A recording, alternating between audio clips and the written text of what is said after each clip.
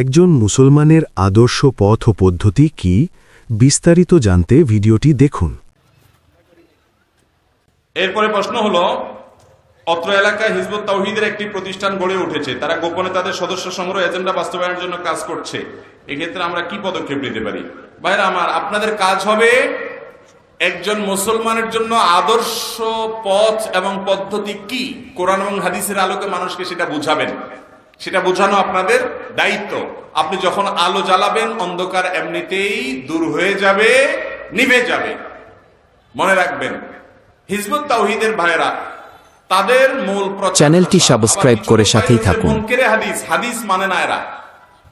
এই লোকগুলোর মূল কথা হলো যে ইসলাম, প্রকৃত ইসলাম তাদের কাছে আছে, আর দুনিয়াতে যত ইসলাম আছে সব ভেজাল। এমনকি কাবাতে, মক্কাতে, মদিনাতে ইমাম সাহেবরা যারা আছে সব ভেজাল ইসলামে আছে।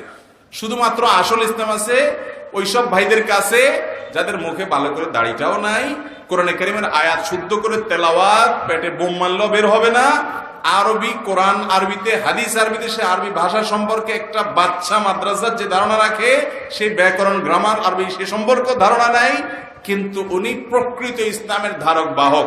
নবীজি সাল্লাল্লাহু আলাইহি ওয়াসাল্লাম বলেছেন, মান ক্বালা হালাকান নাস ফাহুয়া আহলাকুহুম, যে বলবে সবাই ধ্বংস হয়ে গেছে, সমাজের সব গোমরা, আমরা কয়েকজন মানুষ শুধু হকের উপরে আছি, নবীজি বলছেন তাহলে বুঝে নিবা ওরাই হলো সবচেয়ে বড় গোমরা।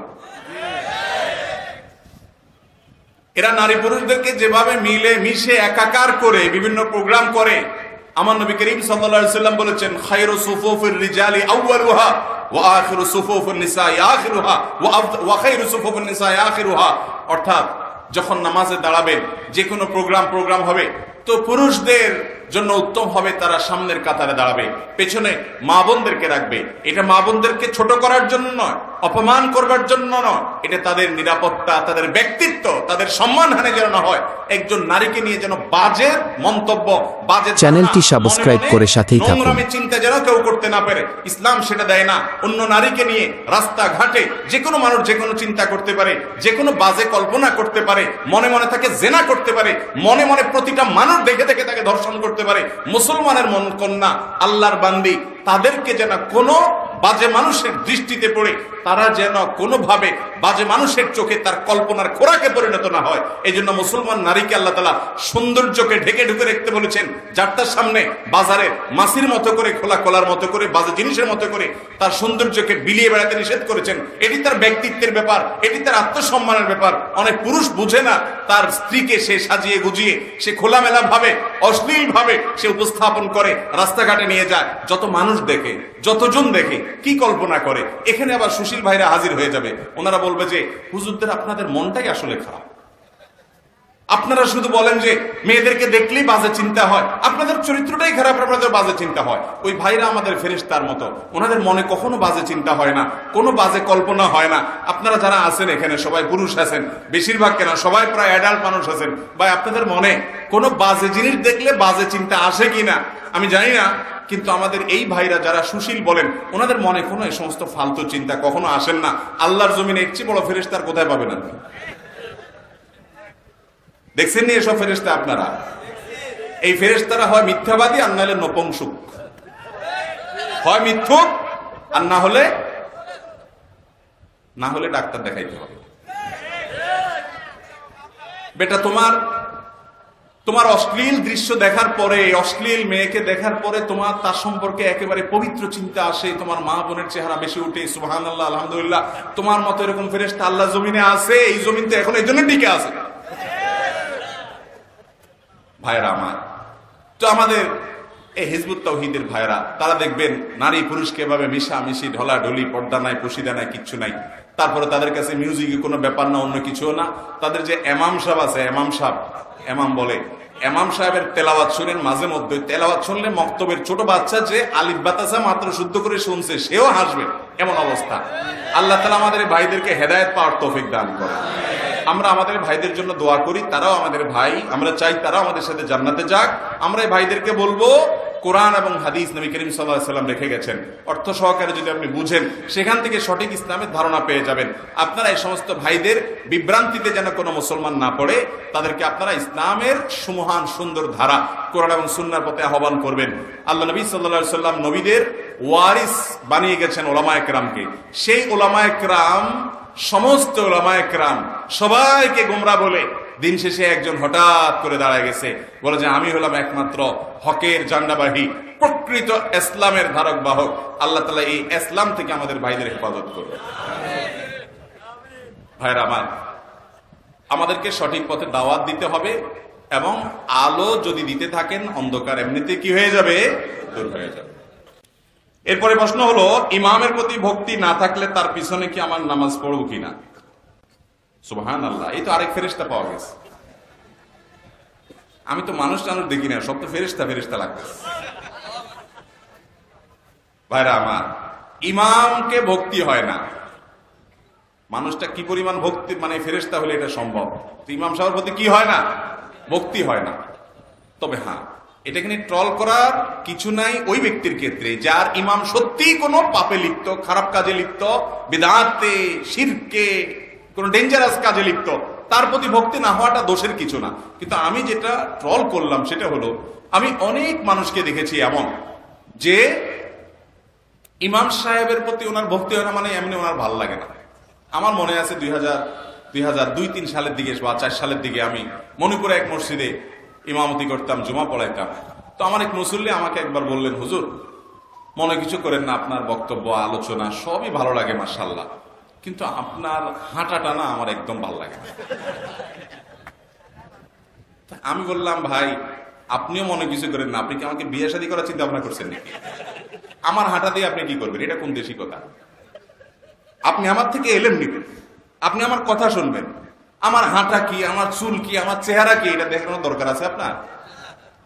আমরা চাই আমাদের ইমামগুলো সব আরশ মহল্লা থেকে নাজিল হবে, ফেরেশতার মতো হবে, ডান বাম কোনো কিছু থাকবে না। ইমাম সাহেবের যদি নামাজে কখনো ভুল হয়, আমরা বলবো হায় হায়, ইমাম সাহেবের আবার ভুল হয়, হুজুরের আবার ছেলে মেয়ে হয়েছে শুনছি। এই হলো আমাদের দেশে মানুষের মন মানসিকতা, ঠিক না ভাই? ঠিক। আরে ভাই, আপনার ইমাম সাহেব দিন শেষে একজন মানুষ, ওনারও ভুল হতে। নামাজে আমাদের নবী করিম সাল্লাল্লাহু আলাইহি ওয়াসাল্লামের ভুল হয়েছে, আপনি কোথায় আছেন? উনি নামাজে 1 রাকাত কম থাকতে সালাম ফিরে ফেলছেন ভুলে। সাহাবায়ে কেরাম ভয়ে লোকমা দেয় না, যে নবী তো, আল্লাহ হয়তো নামাজ কমাই দিছি কিনা, ওহী আসে ওনার কাছে সবসময়, কেউ লোকমা দেয়নি। সালাম ফেরানোর পরে বলে, ইয়া রাসূলুল্লাহ আনাসিতা আম কুসিরাতিস সালাহ, আপনি ভুলে গেছেন না নামাজ আল্লাহ কমাই দিছে। দেখেন কত ভদ্রতা, ডাইরেক্ট বলে নাই ইয়া রাসূলুল্লাহ আপনি ভুল করছেন, বলে ইয়া রাসূলুল্লাহ কি আল্লাহর পক্ষ থেকে নাজিল হয়েছে নতুন কোন বিধান, সেজন্য রাকাত সংখ্যা কম হয়েছে, নাকি আপনি ভুলে গেছেন? নবীজি সাল্লাল্লাহু আলাইহি ওয়াসাল্লাম তখন বলেছেন বাল নাসিতু, না বরং আমি ভুলে গেছি। তখন তিনি কারেকশন করলেন। তো তা আল্লাহর নবীর ভুল হওয়ার সময় তো জিবরিল এসে বলে দিতে পারতো যে হুজুর আপনি বসেন না, এখন দাঁড়ায় যান। তো তার ভুল হয়েছে, আল্লাহ জিবরিল পাঠান নাই, তার ভুল হয়েছে, মানে মানুষ হিসাবে যে ভুলে যাওয়া, এই ভুলে যাওয়ার বিষয়টা ঘটছে একবার ফজরের নামাজে। তারা সফরে ছিলেন, সবাই ঘুমেছিলেন, একজনকে পাহারা রাখছেন, একটু পর পর পালা করে করে তারা রাত্রে পাহারাদারি করবে, ফজরের সময় ডেকে দেওয়ার দায়িত্ব একজনের। তো ওনার আরেকজনকে ডেকে দিবে, ওনারই ঘুমা এসে গেছে, জিমানি এসে গেছে, ডেকে আর দিতে পারে নাই, সবাই ঘুম। সারাদিন পরিশ্রম করছেন, সেই কঠিন মরুভূমির আপনার গরমের মধ্যে অভিযান করে রাতে একটু ঘুমাইছেন, এখন সবার গভীর ঘুম, নামাজ পড়তে পারেন না কেউ। চ্যানেলটি সাবস্ক্রাইব করে সাথেই থাকুন। আর তাপ যখন গরম গায়ে লাগছে তখন সব লাফ দিয়ে উঠছেন। তাই নবী করিম সাল্লাল্লাহু আলাইহি ওয়াসাল্লামের জীবনে যদি এই ভুল হতে পারে, আপনার ইমাম সাহেবের ভুল হতে পারে না? পারে না। তবে হ্যাঁ, ইমাম সাহেব যদি ফাসেক হয়, স্পষ্ট ফাসেক হয়, হারামের সাথে তার সংশ্লিষ্টতা থাকে, খারাপ কাজ করে, নাজায়েজ কাজ করে, এবং স্পষ্ট ফাসেকে মুলিন হয়, তিনি দাড়ি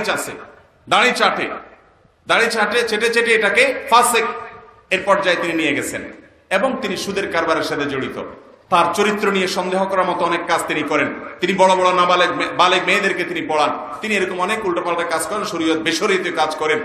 এইরকম ইমামের প্রতি অভক্তি হওয়াটা মুসল্লির দোষের কিছু। অতএব আমি শুরুতে যে ট্রল করছিলাম, মাপ চাই, ওটা আমি সাধারণভাবে ট্রল করি না, আমার ভুল, আল্লাহ মাফ করুক। এরকম হলে সেই ইমামের প্রতি অভক্তি হওয়াটা দোষের কিছু না।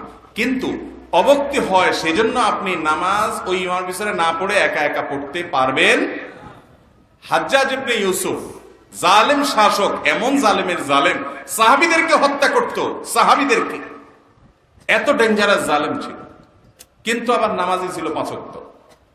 একদম সাহাবীদের যুগের মানুষ, তো 5 ওয়াক্ত নামাজি না, শুধু ইমাম সাহেব, যেহেতু রাষ্ট্রনেতা এজন্য ইমাম সাহেব ছিল। ওনার পিছনে সাহাবীরা নামাজ পড়তেন। একবার ফজরের নামাজ 2 রাকাতের জায়গায় 3 রাকাত না 4 রাকাত পড়াইছে।